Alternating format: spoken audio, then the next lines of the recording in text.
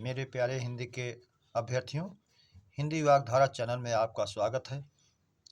आज हम लोग ज़्यादा इंट्रो ना देकर अपने टॉपिक की ओर चलते हैं। इस श्रृंखला के सारे प्रश्न, इस समय आने वाली श्रृंखलाओं के सारे प्रश्न परीक्षा के पूछे गए हैं। वो चाहे किसी भी परीक्षा में पूछे गए हों और बार बार रिपीट भी किए गए हैं। तो हम इन प्रश्नों की चर्चा करते हैं। उम्मीद करते हैं ये आपकी परीक्षाओं के लिए बहुत ही उपयोगी होंगे। आइए हम अपने पहले प्रश्न की शुरुआत करते हैं। पहला प्रश्न है हमारा इस श्रृंखला का, हिंदी की प्रथम रचना है। ए श्रावकाचार, बी शब्दानुशासन, सी दोनों, डी कोई नहीं। तो हिंदी की प्रथम रचना है श्रावकाचार, जो देवसेन कृत द्वारा लिखी गई है, इसलिए विकल्प ए हमारा सही हो जाएगा। प्रश्न नंबर 2, हिंदी साहित्य का प्रथम महाकाव्य। ए पृथ्वीराज रासो, बी खालिकबारी, सी पद्मावत, डी कोई नहीं। तो हिंदी साहित्य का प्रथम महाकाव्य पृथ्वीराज रासो, जो चंद्रबरदाई द्वारा लिखा गया है, विकल्प ए हमारा है सही हो जाएगा। प्रश्न नंबर 3, अपभ्रंश का सर्वप्रथम प्रयोग विद्यापति ने किस ग्रंथ में किया? कीर्तिलता, कीर्तिपताका, पदावली, डी किसी में नहीं। तो अपभ्रंश का सर्वप्रथम प्रयोग विद्यापति ने कीर्तिलता में किया था, इसलिए विकल्प ए हमारा सही हो जाएगा। प्रश्न नंबर 4, निदाघ का पर्याय है। ए उष्मा, बी गर्मी, सी तपन, डी सभी। तो निदाघ का अर्थ ही होता है गर्मी, उष्मा, वही दिया गया है, उष्मा, गर्मी, तपन, इसलिए विकल्प डी हमारा सही हो जाएगा, सभी। प्रश्न नंबर 5, हिंदी में दोहा चौपाई का सर्वप्रथम प्रयोग करने वाले कवि हैं। ए सरहपाद, बी विद्यापति, सी प्रेमचंद, डी सभी। तो हिंदी में दोहा चौपाई का सर्वप्रथम प्रयोग करने वाले हिंदी के प्रथम कवि जिन्हें माना जाता है, सरहपा भी उनको कहते हैं, सरहपाद भी कहते हैं, इसलिए विकल्प ए हमारा सही हो जाएगा, सरहपाद। प्रश्न नंबर 6, समास का प्रतिलोमार्थी है। ए विग्रह, बी व्यास, सी दोनों, डी कोई नहीं। तो समास का अर्थ संक्षेप होता है। प्रतिलोमार्थी का मतलब है प्रतिलोम अर्थ वाला, जो विलोम का पर्याय है। विलोमार्थी या प्रतिलोमार्थी या विपरीतार्थी, ये जो भी कहेंगे, ये सब विलोम का ही पर्याय है। तो समास का संक्षेप का विलोम क्या होगा? समास का विलोम क्या होगा? विग्रह, व्यास, दोनों। तो परीक्षाओं में दोनों शब्द पूछा जाता है। मूल विलोम तो इसका प्रतिलोम इसका व्यास ही है, लेकिन विग्रह भी देता रहता है और आयोग में माना भी जाता है। तो विग्रह को भी माने, समास को भी माने, विकल्प सी हमारा दोनों सही हो जाएगा। प्रश्न नंबर 7, महताब का पर्याय है। ए इंदु, बी मयंक, सी मृगांक, डी सभी। तो महताब का पर्याय होता है चंद्रमा। चंद्रमा के जितने पर्याय हैं महताब के पर्याय होंगे। तो इंदु भी चंद्रमा का पर्यायवाची है, बी मयंक, ये भी है, और मयंक का तत्सम मृगांक होता है, तो दोनों हैं, इसलिए विकल्प डी हमारा सही हो जाएगा, सभी। प्रश्न नंबर 8, रामपत्र लिखिएगा में वाच्य है। ए कर्तृवाच्य, बी कर्मवाच्य, सी भाववाच्य, डी कोई नहीं। तो रामपत्र लिखेगा, इसमें कर्तृवाच्य है, सीधा सीधा कर्ता और क्रिया का वर्णन किया गया है, इसलिए विकल्प ए सही हो जाएगा। प्रश्न नंबर 9, मुख खुलने के आधार पर स्वर भेद हैं। ए 2, बी 3, सी 4, डी 5। तो मुख खुलने के आधार पर हमारे 4 माने गए हैं। नंबर 1 उसमें समृत स्वर है। समृत का अर्थ होता है ढका हुआ, जिसमें हमारा ई और उ 4 अक्षर यही आते हैं। अर्ध समृत में आता है हमारा ए ओ। विवृत में आता है, विवृत का शाब्दिक अर्थ होता है खुला हुआ, जिसमें केवल दीर्घ आ आता है। अर्ध विवृत में आता है जो बचा हुआ है हरस आ, आई और औ। तो इसमें जो है ये आते हैं। विकल्प हमारा सी सही हो जाता है। समृत स्वरों की संख्या हमारी 4 है। प्रश्न नंबर 10, अपभ्रंश का प्रथम ऐतिहासिक व्याकरण। व्याकरण को लिखने वाला, व्याकरण को जानने वाला। ए हेमचंद, बी पाणिनि, सी दोनों, डी कोई नहीं। तो हेमचंद हमारे अपभ्रंश के प्रथम ऐतिहासिक व्याकरण हैं। पाणिनि जो है संस्कृत के हैं, इन्होंने अष्टाध्यायी लिखा 8 अध्यायों में, जिसमें लगभग 4000 सूत्र का वर्णन किया, तो ये संस्कृत के हैं। प्रश्न नंबर 11, जिसका जन्म द्वीप में हुआ है, वाक्यांश का एक शब्द। ए द्वैपायन, बी द्वीपी, सी द्वीपायन, डी सभी। तो जिसका जन्म द्वीप में हुआ है उनको वाक्यांश में एक शब्द कहते हैं द्वैपायन, विकल्प ए सही हो जाएगा। प्रश्न नंबर 12, कौन सा शब्द स्त्रीलिंग है, उसका प्रयोग पुल्लिंग में नहीं होता, उसका प्रयोग पुल्लिंग नहीं होता। ए कोयल, बी गाय, सी भैंस, डी घोड़ी। तो इसका जो है स्त्रीलिंग का पुल्लिंग में होता है घोड़ी का घोड़ा, सी भैंस का भैंसा, गाय का जो है इसका बैल, कोयल का पुल्लिंग नहीं होता, इसलिए ये विकल्प हमारा सही हो जाएगा कोयल। प्रश्न नंबर 13, जिसका जन्म शरीर से हुआ हो, वाक्यांश का एक शब्द है। अंडज, पिंडज, स्वेदज, कोई नहीं। स्वेदज, जिसका जन्म स्वेद से हुआ है, पसीने से हुआ है, वो स्वेदज है। पिंडज, जिसका जन्म जरायु से हुआ है, पिंड से हुआ है, शरीर के रूप में हुआ है, वो जो है पिंडज है। और अंडज, जिसका जन्म अंडे से हुआ है। तो अब अंडज का अनेकार्थी भी पूछता है। ब्रह्मा कहते हैं आप, ब्राह्मण, पक्षी, चंद्रमा, दांत। ब्रह्मा को इसलिए कहा गया कि वो सोने का अंडा मृणाल से होते हुए कमल के फूल के ऊपर निकला, फूटा, स्वयं ही उत्पत्ति हुई ब्रह्मा जी की, इसलिए स्वयंभू भी उनका पर्यायवाची हो जाता है, अंडज भी हो जाता है। तो जिसका जन्म शरीर से हुआ है उसका जो है शरीर के रूप में भी हुआ है तो उसका पिंडज हो जाता है, जरायुज होता तो वो भी होता, विकल्प भी हमारा सही हो जाएगा। वचन की दृष्टि से असंगत युग्म है। थैला, थैले, तलवार, तलवारें, चूहा, चूहे, डी मेहमान, मेहमानों। तो 3 का ए बी सी का विलोम बहुवचन जो है ये निर्विभक्तिक बनाया गया है, और डी का जो है सविभक्तिक वाक्य में जो प्रयोग होता है बहुवचन उस तरह से किया गया है, इसलिए ये असंगत है और ये मूल बहुवचन उसका नहीं है, इसलिए विकल्प डी हमारा सही हो जाएगा, असंगत युग्म है। प्रश्न नंबर 15, किसमें एक वचन नहीं है, किस शब्द में एक वचन नहीं है। ए जनता, बी पानी, सी आकाश, डी हस्ताक्षर। तो जनता, पानी, आकाश ये एक वचन में है, हस्ताक्षर जो है बहुवचन का है। कुछ शब्द आपकी परीक्षाओं में बार बार पूछता है, प्रायः 10-12 शब्द ऐसे हैं जो बार बार रिपीट करता है। आंसू, प्राण, लोग, दर्शन, हस्ताक्षर, समाचार पत्र, केस, बाल, दाम, होश, अक्षत, इन शब्दों को बार बार रिपीट कर रहा है हमेशा, जो सदा बहुवचन होते हैं। प्रश्न नंबर 16, असंगत युग्म बहुवचन की दृष्टि से है।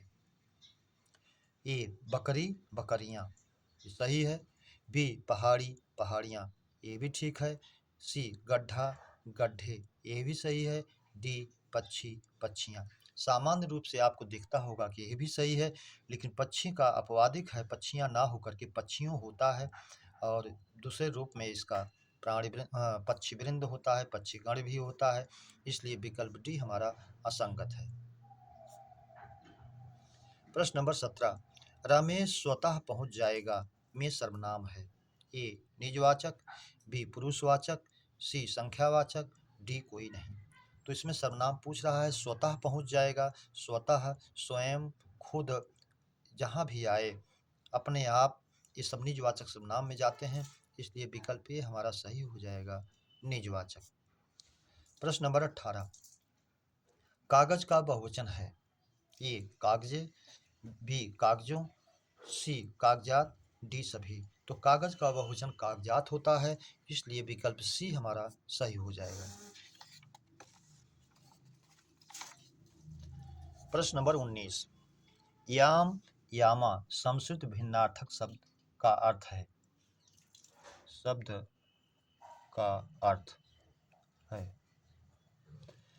ए प्रहर, रात, बी तम, आलोक, सी काल, चमक, डी कोई नहीं। तो हम जानते हैं याम का अर्थ होता है प्रहर, और यामा का प्रहर वाली अर्थात रात। इसलिए विकल्प ए हमारा प्रहर और रात ही सही हो जाएगा। प्रश्न नंबर 20, कौन सा शब्द दोनों वचनों में समान रहता है? ए सरसों, बी कथा, सी लता, डी कुटिया। तो कुटी का समान नहीं रहता, कुटियां हो जाता है, लता का लताएं हो जाता है, कथा का कथाएं हो जाता है, लेकिन सरसों जो है दोनों वचनों में एक ही तरह से प्रयुक्त होता है, इसलिए विकल्प ए हमारा सही हो जाएगा।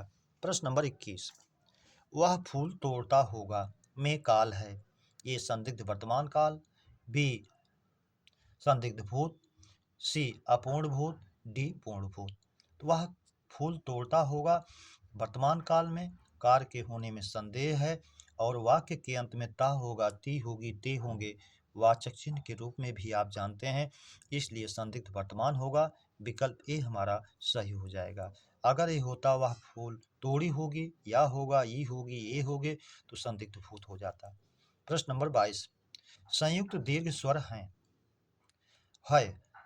ए आ, बी ई, सी उ, डी ए।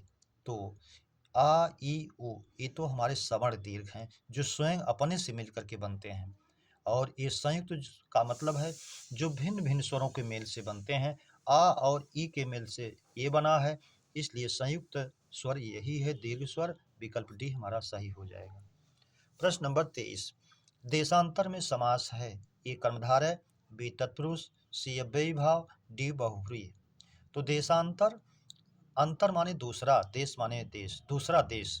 यहाँ दूसरा जो है देश के लिए विशेषण का काम कर रहा है, जैसे देश देशांतर, मत मतांतर, दूसरे मत को मानने वाले, अन्य मत को मानने वाले, इसलिए विकल्प ए कर्मधारय में जाएगा, विकल्प ए हमारा सही हो जाएगा।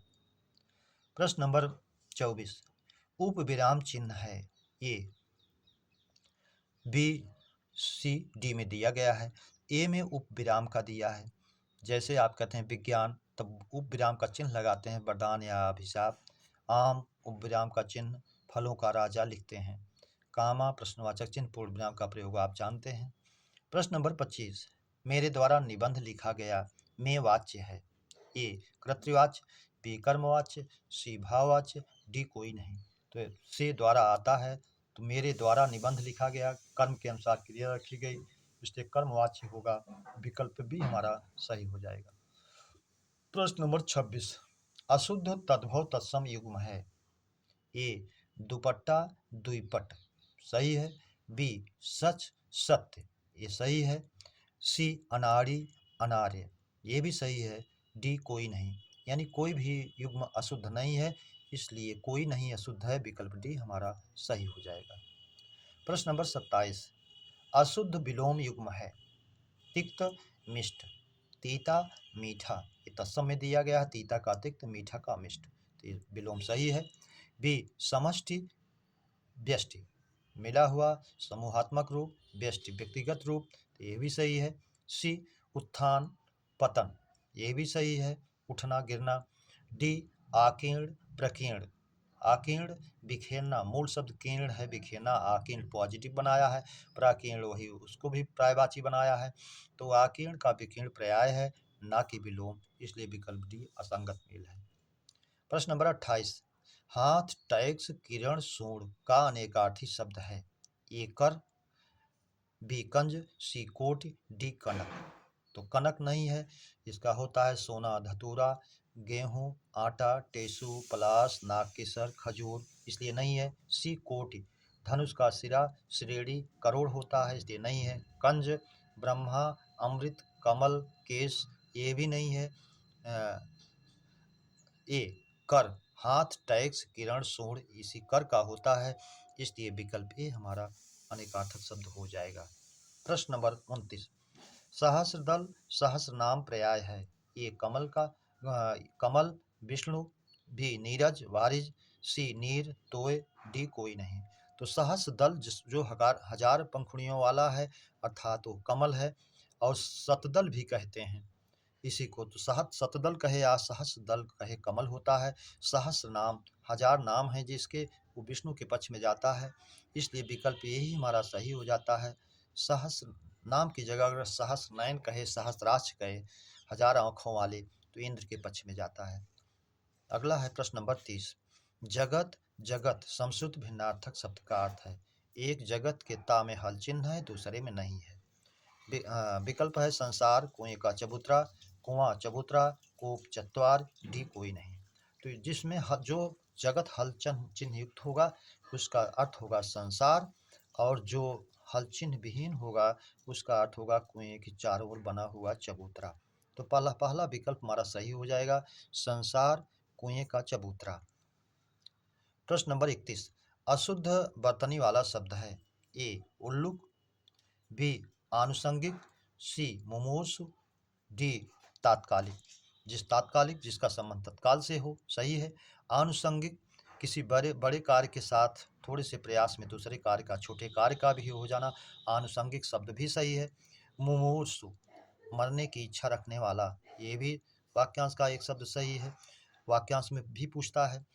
ये उल्लुक नहीं, अगर उलूक होता तो इसकी भी बर्तनी सही होती, जो उल्लू का तत्सम होता उलूक, इसलिए विकल्प ए हमारा अशुद्ध बर्तनी वाला है। प्रश्न नंबर 32, अशुद्ध वाक्य है। ए सूरदास जी हिंदी साहित्याकाश के सूर्य हैं। हिंदी साहित्याकाश की जगह अगर साहित्याकाश होता, साहित्य प्लस आकाश देश दो संधि हो जाती, वाक्य शुद्ध होता। बी महादेवी वर्मा एक प्रसिद्ध कवि हैं। महादेवी वर्मा चूंकि महिला हैं इसलिए उनको कवयित्री होना चाहिए था, तो वाक्य शुद्ध हो जाता। आपका यह कहना मेरे लिए बड़ी बात होगी। आपका यह कहना एक क्रियार्थक संज्ञा है, क्रिया इसके अनुसार रखी जाएगी, इसलिए मेरे लिए बड़ी बात होगी की जगह अगर होगा होता तो यह भी वाक्य शुद्ध होता। डी सज्जन परोपकारी होते हैं, ये वाक्य पूरी तरह से शुद्ध है, इसलिए विकल्प डी हमारा सही हो जाएगा। मेरे प्यारे बच्चों, इस श्रृंखला के प्रश्नों की चर्चा हम लोगों ने विधिवत की।